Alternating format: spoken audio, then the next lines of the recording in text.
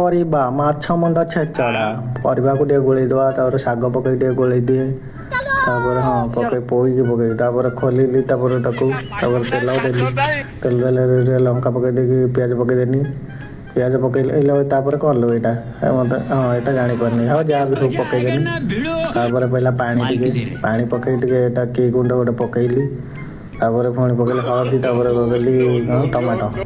Tomato ପକେଇକି ପୁଣି ଗୋଳେଇନି ତାକୁ ପୁଣି ଲୁଣ ପକେଇକି ଗୋଳେଇନି ତାପରେ ପକେଇନି ଧଳିଆ ଗୁଣ୍ଡ ତାପରେ ପକେଇନି ମାଛ ମୁଣ୍ଡଟାକୁ ପକେଇନି ରଖିଥିଲି ତାପରେ ତାକୁ ଗୋଳେଇନି ତାପରେ ପୁଣି ସେ ଭଜା ପରିବାକୁ ପକେଇକି ତା ଦେହରେ ଗୋଳେଇଦେଲି ଗୋଳେଇ ସାରିଲା ପରେ ହେଇଗଲାଣି ତାକୁ ଟିକେ ଘୋଡ଼େଇ ଦେବା ଘୋଡ଼େଇ ଦେଲା ପରେ କିଛି ସମୟ ପରେ ଦେଖିଦେବା ହେଇଗଲା ନା ନାହିଁ ହଁ ହେଲା ପରେ ତାକୁ ଟିକେ ଗୋଳେଇ ଦେବା ଟିକେ ଦେଖିବା ଗ୍ୟାସ୍ଟା ବନ୍ଦ କରିଦେବା ହେଇଗଲାଣି ହଁ ହ୍ୟାଲୋ ହେଇଗଲାଣି ହଁ ଏଇଟା ହାତ ଦେଖେଇଦେନି ଭିଡ଼ିଓ ଭଲ ଲାଗିଲେ ସବସ୍କ୍ରାଇବ୍ ଟିକେ କରିଦେବେ ସାଙ୍ଗମାନେ।